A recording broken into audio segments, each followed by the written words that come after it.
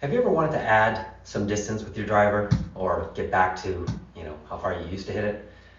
I was in that boat a few years ago, and I'm going to give you 3 tips that will help you, regain that speed again. And I'll throw a bonus tip at the end as well to kind of bring it all together.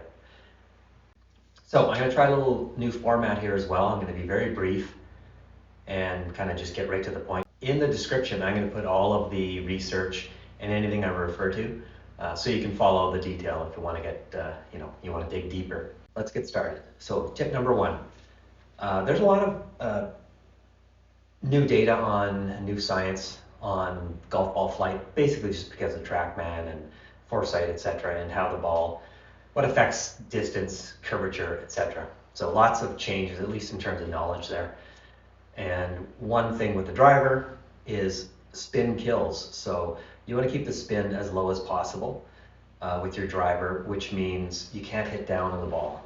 That's just going to spin it up. More friction, slows it down, kind of spins up, lands short. So the first tip, very simply, is just have a higher tee. So tee it up a little higher and hit up on the ball. You do not want to be descending where it spins. So the first tip is an easy one, and probably will help you right out of the gate, is to tee it higher. So tip 2, what I was seeing, at least in my swing, was when I looked at the video, it just looked very short. And when you look at some of these online long drive guys, and there's lots of good YouTube stuff, I'll put in research on how they hit it. They basically, the science is the further you can get the hands from the ball, the faster you can get the club moving. That is the basic science. The further it is, and long drive guys will be way back here, the harder you can hit the ball. That's just, that's also common sense. Now, I got some stiff hips, I'm kind of getting older.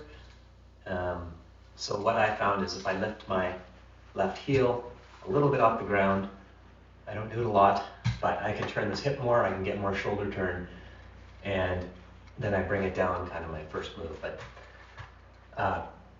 bigger turn. You need a bigger turn. You need your hands further away from the ball. And lifting that foot, that's the tip. That has worked for me.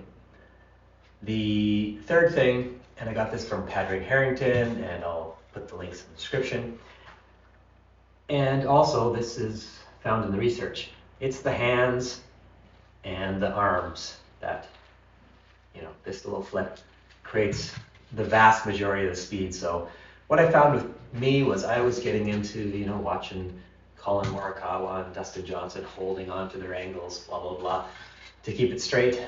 I found that was just pushing it to the right for me and reducing the speed because I was getting no release. So point 3 is release that club. Now let's hit one, and I'll get to the bonus tip.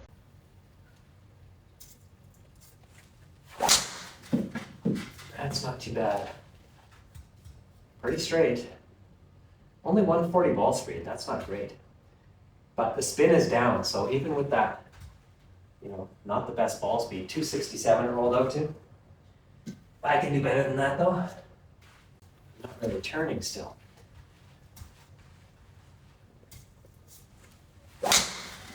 There we go. That one I hit. Hold it a bit, 156 ball speed. Spin's pretty good too, so this is gonna go a ways. 295, that's okay. So I actually hit that second one pretty hard, and that basically is kind of the bonus tip. I spun a little out of my shoes there.